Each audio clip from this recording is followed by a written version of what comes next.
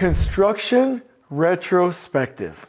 I love retrospectives, and I learned it in the scrum.org Scrum Master Certification with Felipe Engineer because it's specifically a part of the Scrum framework.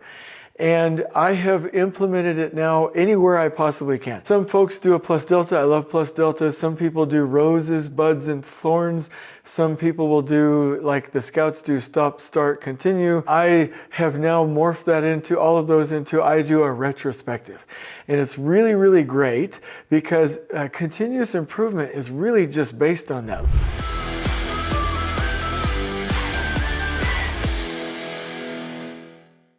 We just did a Super PM boot camp in Dallas, and we did one the following week in Atlanta, Georgia. I'm actually flying there tomorrow for a different training.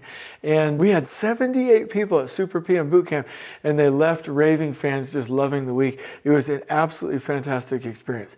And we are making it better every time. I had made massive improvements to the last one we did, and now once I'm done, every day with our folks, we did a retrospective. Retrospective with the attendees, retrospective with the team guides that went, retrospective that included all of the people that actually saw us performing. And I've got a list, like if you look at it on Word documents like this long, of the things that I want to do to improve it because, and this is the most important part, we know what we were doing, we know the purpose of the event or the thing that we're doing, and we have standard work. Like literally, the helpers have standard work, I have standard presentations, I have standard time blocks, standard support systems for people coming to the boot camp. It's like really cool. So when we make these improvements, we're like, oh, I'll update that, I'll update that, I'll update that. This next time, we're gonna 2x Super PM Bootcamp because we're pulling in 4D, we're pulling in additional 3D, we're pulling in AI, we're shortening some segments and making some segments longer. We're going to capture more video segments to make it better. Like, it is absolutely remarkable once you get into this retrospective continuous improvement cycle. And it's PDCA, it's plan, do, which we did, then check, do a retrospective, and adjust it from there, or act and make it better. So here's some things that you need to do to really have a constructive retrospective in construction. Let's go through these one by one. Number one, you must have psychological safety. This is a fun topic for me. I was teasing some of the lean tech folks in a fun way because I did one of these at the end of a day and they were like, Jason, you weren't clear that this was what's going to happen. You weren't clear. You weren't clear. I heard that same thing in the next boot camp and I'm like, wait a minute, what do I need to do? So then I created visuals and guides and did a pre-meeting and everything. And then I heard it again. And it was like, Jason, you could have been more clear. And I'm like, what are you talking about? How could I be more clear? Well, I didn't know this was going to happen. I didn't know it was going to happen either. Anyway, I wasn't being psychologically safe. And so we started joking around about it. I'm like, anybody can come up with a thing that we should do differently or an improvement or feedback as long as it's not Jason should be more clear.